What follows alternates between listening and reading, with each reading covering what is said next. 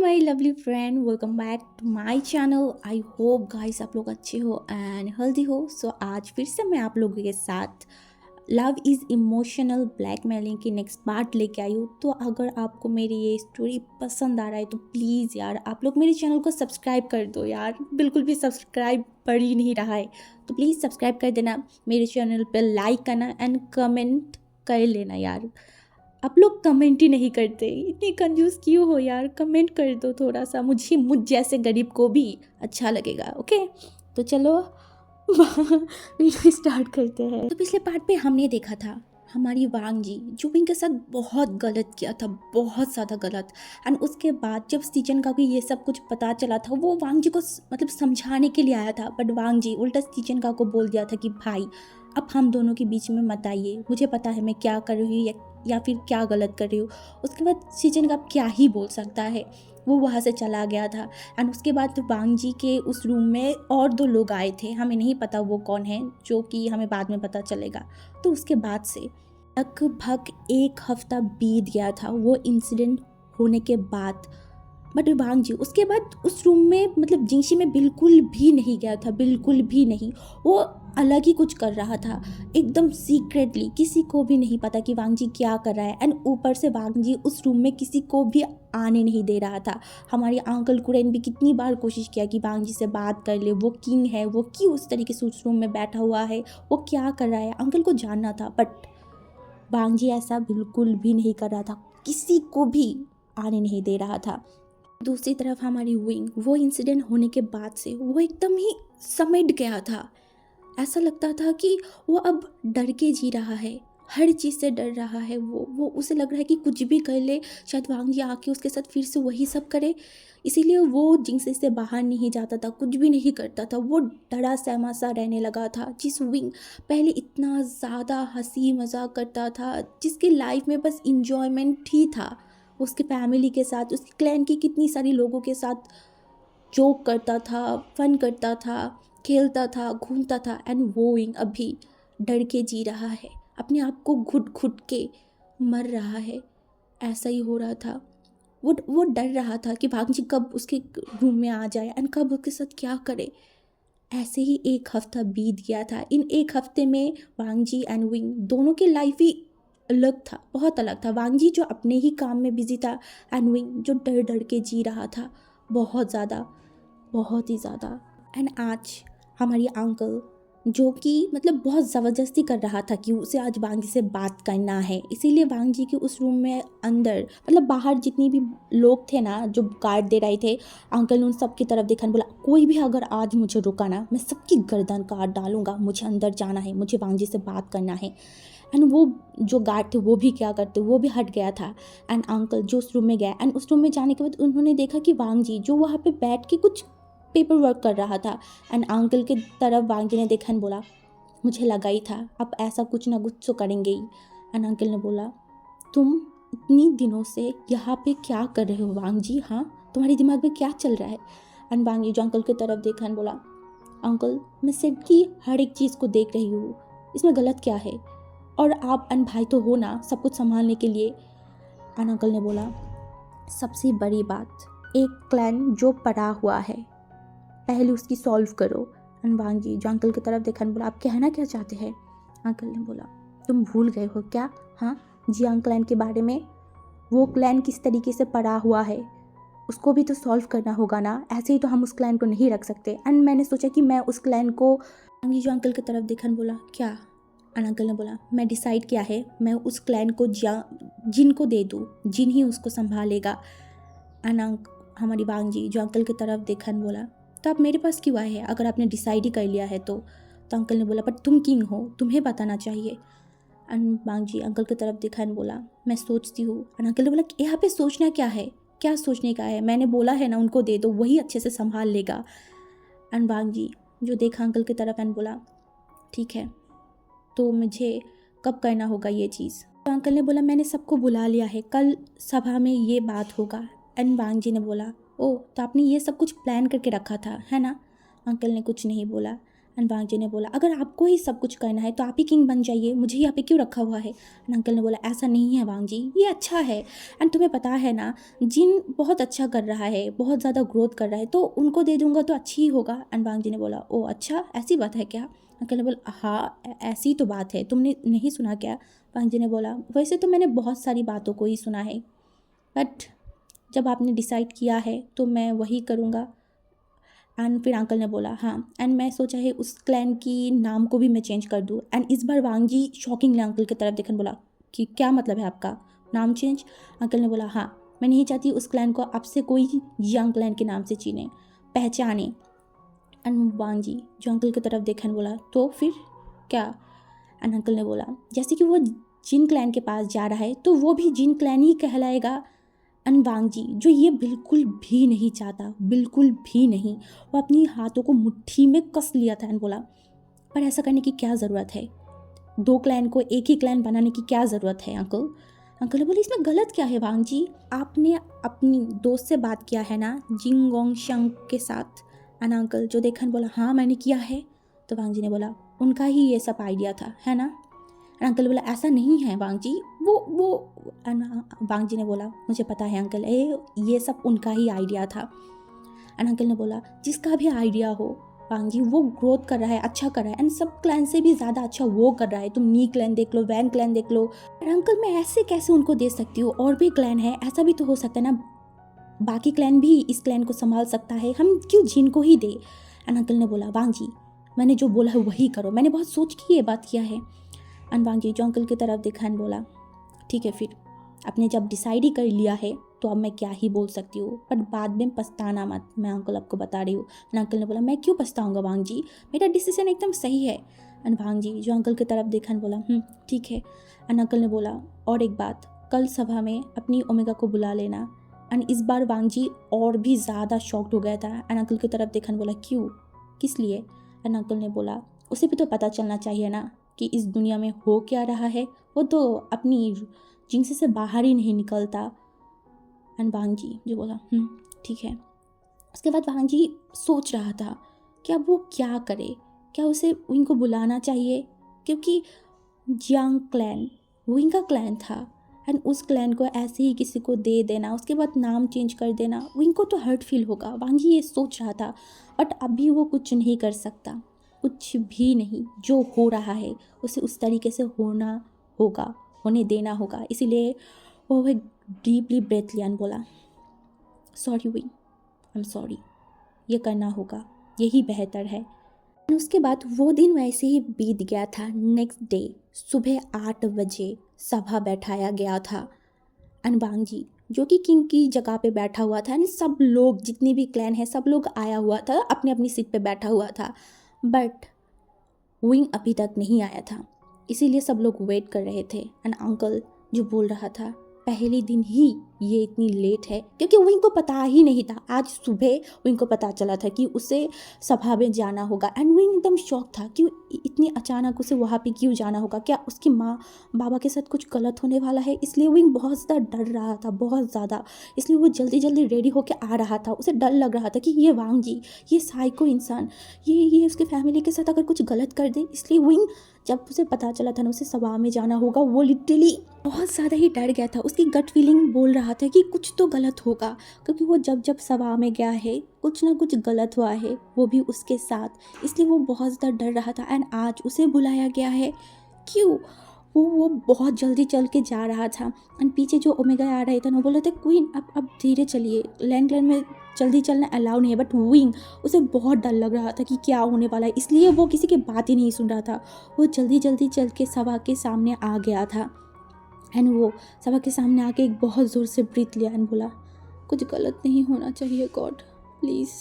And उसके बाद वो अंदर गया।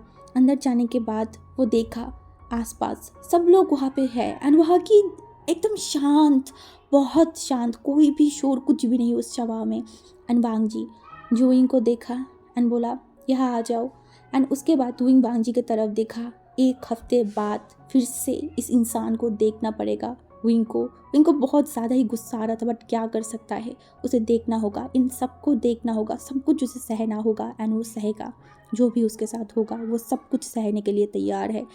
एंड फिर विंग जो चलते हुए वांग जी के पास जा रहा था, एंड चलते चलते जब वो एकदम पास आ गया, वांग जी जो अपने हाथों को बढ़ाया एंड विंग को बोल रहा था उसके पास आने के लिए, एंड विंग जो अपने हाथों को दे या ना दे वही सोच रहा था। वो एक बार वांग जी की तरफ देखा एंड इस बार उसके हाथों की तरफ, उसके बाद वो अपने हाथों को दे दिया था।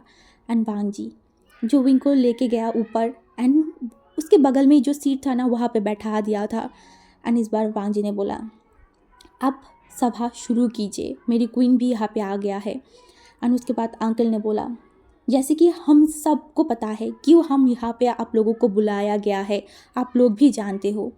एंड सब लोग अपने सर को हिलाया कि हाँ वो लोग भी जानते हैं, बट विंग जिसे समझ में नहीं आ रहा था क्यों बुलाया गया है, वो भी इतनी अचानक, क्या गलत है यार। मेरे आज की वीडियो में बहुत ज़्यादा साउंड आ रहा है क्योंकि मेरे घर के नीचे बच्चे लोग खेल रहे हैं, अभी रात हो रहा है, फिर भी ये लोग इस तरीके से चिल्ला चिल्ला के क्यों खेल रहा है मुझे नहीं पता। एंड मुझे ऐसे ही रिकॉर्ड करना होगा, तो प्लीज़ कंप्रोमाइज़ कर लो, ओके। विंग जो एकदम बैठा हुआ था वो बहुत ज़्यादा उसकी बॉडी शेक कर रहा था। एंड वांग जी जो एक बार विंग की तरफ देखा, वो विंग को ऑब्जर्व कर रहा था कि विंग जो बहुत ज़्यादा नर्वस है एंड उसे नर्वस भी होना चाहिए। एंड वांग जी जो उसके हाथों को पकड़ना चाहता था कस के, वो विंग को बोलना तो चाहता था रिलैक्स हो जाओ, बट वो ऐसा नहीं कर सकता, बिल्कुल भी नहीं। उसके बाद अंकल ने बोला, आपको पता है जियांग क्लैन हमारे साथ किस तरीके से गद्दारी किया है, वो किंग के अगेंस्ट जाना चाहता था, वो हमारी लैंड क्लैन में आक्रमण करना चाहता था, युद्ध करना चाहता था, लैंड क्लैन को हरा के फिर वो अपने आप को किंग बनाना चाहता था, इसीलिए हमने उनको पनिशमेंट कर दिया है एंड वो ज़िंदगी भर उस काल कोठरी में बंद रहेगा। एंड विंग जो अपने आँखों को कस के बंद कर लिया था, फिर से वही बात वही चीज़ हो रहा है। एंड विंग फिर से एक डीपली ब्रेथ लिया एंड फिर से अपनी आँखों को खोला एंड सुनने लगा। एंड अंकल ने बोला, जैसे कि एकदम ही खाली पड़ा हुआ है, बट हम उस क्लैन को उस तरीके से खाली तो नहीं रख सकते, वहाँ पे भी बहुत सारे लोग हैं, वहाँ पे भी एक सेक्ट लीडर की ज़रूरत है। एंड विंग जो अपने हाथों को कस के बंद कर लिया था, वो मन में डर रहा था। एंड अंकल ने बोला, तो किंग ने डिसाइड किया है कि जियांग क्लैन को किसी और के पास दे दिया जाएगा। एंड विंग अपनी आंखों को कस के बंद कर लिया था, वो अपने कपड़ों को जकड़ लिया था, वो अपनी आंखों को नहीं खुल रहा था। एंड अंकल ने बोला, तो हमने डिसाइड किया है कि हम जियांग क्लैन को जिन क्लैन के पास सौंप देंगे एंड आज के बाद जिन क्लैन जियांग क्लैन को भी संभालेगा। एंड आज से जियांग क्लैन के नाम के कोई भी क्लैन अब नहीं होगा, अब से जियांग क्लैन जिन क्लैन नाम से ही कहला जाएगा। एंड विंग जो एक डीपली ब्रेथ लिया एंड बोला, वो अच्छा, यही बात था, यही वो बात था जिस वजह से मुझे यहाँ पे बुलाया गया था, यही वो बात है जिस वजह से मैं यहाँ पे हूँ, मुझे टॉर्चर करने के लिए, मुझे परेशान करने के लिए यहाँ पे बुलाया गया है। एंड विंग जो एकदम उसे बर्दाश्त नहीं हो रहा था, वो सह नहीं पा रहा था, वो एकदम से उठ गया एंड बोला, ऐसा नहीं हो सकता, ऐसा बिल्कुल भी नहीं हो सकता। एंड अंकल जो विंग की तरफ देखा एंड बोला, ऐसा क्यों नहीं हो सकता। विंग ने बोला, वो क्लैन हमारी क्लैन है, मेरी क्लैन है, तो आप कैसे किसी को दे सकते हैं। एंड अंकल ने बोला, तुम क्या बोलना चाहते हो। विंग ने बोला, ये गलत बात है ना, आपको पहले जानना चाहिए, आपको सच्चाई जानना चाहिए, आपने बिना सच्चाई जाने ही मेरी फादर मेरी फैमिली को कालकोठरी में बंद कर दिया, उसके बाद हमारी क्लैन को कैसे किसी और के क्लैन को पास दे सकते हैं, प्लीज़ ऐसा मत कीजिए। एंड अंकल ने बोला, तो तुम बताना चाहते हो कि किंग की डिसीजन गलत है। एंड विंग जो, हाँ नहीं, मैं ये नहीं बताना चाहती, फिर भी आप थोड़ा सा समझने की कोशिश करिए ना, आप ऐसा मत कीजिए प्लीज़, वो हमारी क्लैन है। एंड विंग जो बहुत ज़्यादा ही कोशिश कर रहा था कि वो क्लैन किसी भी हालत में किसी को ना दिया जाए, क्योंकि उस क्लैन वो सिर्फ एक कोई क्लैन नहीं था, विंग के लिए बहुत इम्पोर्टेंट जगह था। वहाँ पे विंग की कितनी सारी यादें था, कितनी सारी खुशियाँ, बचपन से लेके तब तक कितनी सारी खुशियाँ था, उसके माँ बाबा के साथ कितनी सारी मेमोरी था विंग की बचपन, सब कुछ वहाँ पे था। एंड ऐसे ही आज आज बोला जा रहा है वो क्लैन किसी और क्लैन को दिया जाएगा एंड उसके बाद उस क्लैन के नाम भी चेंज कर देगा। क्यों क्यों ऐसा विंग होने नहीं दे सकता। एंड अंकल कुरेन जो एकदम गुस्से में आ गया था एंड बोला तुम कैसे तुम की डिसीजन के खिलाफ हो सकते हो। हाँ, ये किंग की डिसीजन है एंड किंग ने जो बोला है वही होगा। एंड वांगी जिसको पता था कि विंग ऐसा कुछ करेगा इसलिए वो नहीं चाहता था, बट फिर भी विंग को बुलाना पड़ा बस अंकल की जिद की वजह से। एंड ऐसा ही हुआ। एंड अंकल ने बोला तुमने किंग की डिसीजन को डिसरिस्पेक्ट किया है, इसका सज़ा तो तुम्हें मिलना चाहिए एंड तुम्हारी सज़ा ये होगा तुम इंचेस्टर हॉल के सामने आज पूरा दिन घुटनों में बैठे रहोगे। एंड विंग जो अंकल की तरफ देख रहा था उसके आंखों में आंसू था, बट कोई उसके आंखों के आंसू ना उसकी बात, किसी चीज़ का कदर नहीं है यहाँ पे, किसी भी चीज़ का कोई भी कदर नहीं है विंग का। एंड विंग जो एकदम चुप हो गया। उसके बाद वो सभा वहाँ पे ही ख़त्म कर दिया गया था एंड सब लोग वहाँ से चले जा रहे थे। अंकल एंड लान वांजी जो वहाँ पे था एंड अंकल जो कुछ गार्ड की तरफ देखा एंड उनको बुलाया एंड बोला इसको लेके जाओ एंसेस्टर हॉल के सामने एंड इसको पूरा दिन आज घुटनों में बैठे रहने के लिए बोलोगे, देखना ये बिल्कुल भी ना हिले, यही इसकी पनिशमेंट होगा। एंड उसको पता चलना चाहिए कि किंग के डिसीजन के खिलाफ जाने की क्या सज़ा होता है। विंग जो एक बार लान वांगजी और एक बार अंकल की तरफ देखा एंड उसके बाद वो वहाँ से चल के जा रहा था एंड वांगजी जो विंग को देख रहा था उसे गुस्सा आ रहा था अंकल के ऊपर बहुत ज़्यादा, बट वो ऐसा कुछ नहीं कर सकता। अब भी फ़िलहाल अंकल के अगेंस्ट वो बिल्कुल भी नहीं जा सकता, इसलिए वो चुप था। एंड विंग चलते चलते जा रहा था एंड बोल रहा था मुझे पता था मेरी बात कोई नहीं सुनेगा, फिर भी मैंने बताया, मैंने बोला, फिर से मैं अपने आप को तकलीफ़ पहुंचा दिया। फिर से इन लोगों को तो कोई कदर ही नहीं है किसी भी चीज़ का। वो इंसेस्टर हॉल के सामने जाके एकदम घुटनों में बैठ गया था एंड विंग अपने सर को नीचे कर लिया था क्योंकि वो रोना नहीं चाहता, बिल्कुल भी नहीं, किसी के सामने नहीं। एंड आते जाते सब लोग विंग को देख रहा था, किसी को समझ में नहीं आ रहा था कि लैंड क्लैन की क्वीन ऐसा वैसे इंसान नहीं, क्वीन क्यों यहाँ पे इस तरीके से बैठा हुआ है एंड किस बात का उनको पनिशमेंट मिला है। सब लोग देख रहे थे बट किसी को भी पूछने का थोड़ा सा भी हिम्मत नहीं था, कैसे पूछ सकता है, इसलिए सब लोग आते जाते देख रहे थे। एंड विंग 1 घंटा 2 घंटा 3 घंटे तक तो बैठा रहा। उसके बाद उसकी पैर एकदम सुन पड़ रहा था, उसे पैरों में बहुत बहुत ज़्यादा दर्द हो रहा था, उसकी घुटने जहाँ पे जल रहा था बहुत ज़्यादा, फिर भी विंग उसी तरीके से बैठा हुआ था। आसपास के लोग जो चलते चलते बात भी कर रहा था वो भी विंग सुन रहा था कि इनको क्यों इतना पनिशमेंट दिया जा रहा है, क्यों, क्या ये जियांग क्लैन की है इसीलिए, क्या ऐसा क्वीन है जिसकी थोड़ा सा भी इज्जत नहीं है। जो विंग अपनी आंखों को बंद करके ये सब बातें सुन रहा था, वो कुछ नहीं कर सकता, ये उसकी पनिशमेंट है लैंड क्लैन में आने के बाद। हाँ, उसे तो पनिश ही किया जा रहा है हर चीज़ को लेके, वो नहीं तो ब्लैकमेल हो रहा है, नहीं तो पनिशमेंट दिया जा रहा है, यही विंग की ज़िंदगी है। एंड विंग को ये सब एक्सेप्ट करना होगा। हाँ, वो एक्सेप्ट करेगा, वो सब कुछ एक्सेप्ट कर लेगा। हाँ हाँ, उसे करना होगा, यही विंग मन में सोच रहा था एंड बोल रहा था हाँ मुझे सब कुछ सहना होगा, इसीलिए वो फिर से अपनी आंखों को बंद कर लिया था। बट कितनी टाइम आप घुटनों में बैठ सकते हो। विंग जिसकी टांगों में अब बहुत ज़्यादा दर्द हो रहा था एंड उसकी सर भी चकरा रहा था क्योंकि धूप आ रहा था, इतनी धूप में वहाँ पे बैठा हुआ था, उसे बहुत ज़्यादा ही चक्कर आ रहा था। एंड तब भी शिचिनगा जो है वो वहाँ पे आ गए थे। जब आज सुबह ये मीटिंग हो रहा था ना, तब शिचिनगा जो है क्लैन से बाहर था, बट अभी जो क्लैन में आया ना तब वो ये देखा कि विंग फिर से मतलब घुटनों में क्यों वहाँ पे बैठा हुआ है।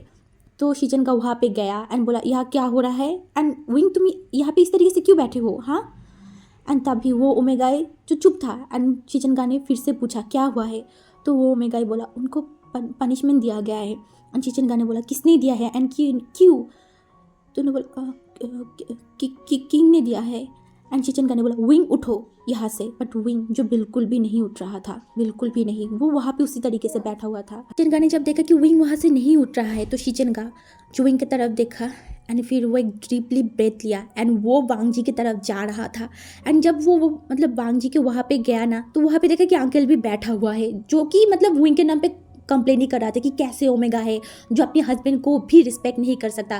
बांग जी, तुम अपने आप के लिए एक गलत ओमेगा चूज़ किया है, ये सभी बोल रहा था। एंड बांग जी जो चुपचाप वहाँ पे बैठा हुआ था, एंड तभी शीचन का आया एंड बोला, बांग जी क्या हुआ है, तुमने क्यों विंग को पनिशमेंट दिया है, वो क्यों विंचेस्टर हॉल पे ऐसे बैठा हुआ है घुटनों में, हाँ, और कब से बैठा हुआ है?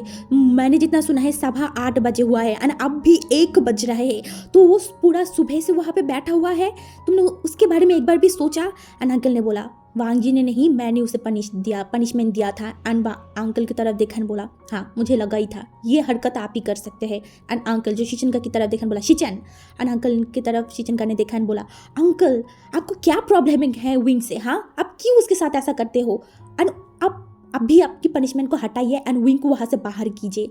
एंड बांग जी जो शिचन का की तरफ देखा एंड वो आंखों में बताया कि भाई प्लीज़ अब हेल्प कीजिए, क्योंकि सीजन का को पता है वांग जी यहाँ पे कुछ नहीं कर सकता, कुछ भी नहीं। इसलिए सीजन का ने अंकल की तरफ देखा और बोला, आप हटाएंगे या फिर मैं भी जाके वहाँ पे बैठूँ, आप क्या करेंगे जल्दी बताइए। एंड अंकल ने बोला, सीजन तुम क्यों हमेशा मेरी बातों के खिलाफ जाते हो, क्यों तुम अपने भाई के जैसा नहीं बनते? एंड सीजन का ने उसकी तरफ देखा अंकल की तरफ एंड बोला, मुझे नहीं बनना आपके जैसा, बिल्कुल भी नहीं, आपके जैसा पत्थर दिल मैं नहीं हूँ। एंड आप बांग जी को भी अपने जैसा पत्थर दिल तो बना ही लिया है, ये तो मैं देख ही चुकी हूँ, क्योंकि शिचन का वांग जी के ऊपर गुस्सा है तीनों की वो बात से। एंड फिर अंकल ने बोला, हाँ ठीक है, जाओ उसको छुड़ा लो, वहाँ से लेके जाओ। एंड तब शिचन का जो जा रहा था एंड पीछे मुड़कर वांग जी की तरफ देखा और बोला, वहाँ पे बैठे क्यों हो, अपनी ओमेगा को रूम में लेके जाओ। ये बोल के वो रुक गया। वो वांग जी की तरफ देख रहा था एंड वांग जी जो शिचन का की तरफ देखा एंड अपने सर को हिला दिया। एंड अंकल जो इन दोनों को देख रहा था एंड अंकल क्यों पता नहीं शिचन का को कुछ नहीं कर पाता है, क्योंकि शिचन का हमेशा अंकल के खिलाफ ही बात करता है। एंड अंकल शिचन का को कुछ भी बोले शिचन का उनकी तरफ ध्यान ही नहीं देता, कोई फ़र्क ही नहीं पड़ता। अभी भी वही हो रहा था। एंड बांग जी जो हो वहाँ से उठा एंड शिचन का एंड बांग जी वहाँ से जा रहा था एंड अंकल इन दोनों को देखा बट कुछ नहीं बोला। एंड फिर जब बांग जी उस रूम से बाहर आ गया था ना, वो शिचन का की तरफ देखा बोला, थैंक यू भाई। एंड बांग जी की तरफ शिचन का ने देखा बोला, तुम्हें मुझे और भी जल्दी बुला लेना चाहिए था बांग जी, पता नहीं विंग की हालत क्या है, चलो अभी। एंड वो बोल के वहाँ से जा रहा था। एंड बांग जी जो जल्दी जल्दी जा रहा था क्योंकि उसे विंग के पास जाना है, बट वो विंग के पास जाता या फिर कुछ करता उससे पहले विंग जो इतना ज़्यादा टायर्ड हो चुका था ना, उसकी सर जो चकरा रहा था क्योंकि वो सुबह कुछ नहीं खाया था, वो बिना खाए वहाँ पे चला गया था। एंड वो अभी फिर से सेंसलेस हो चुका था।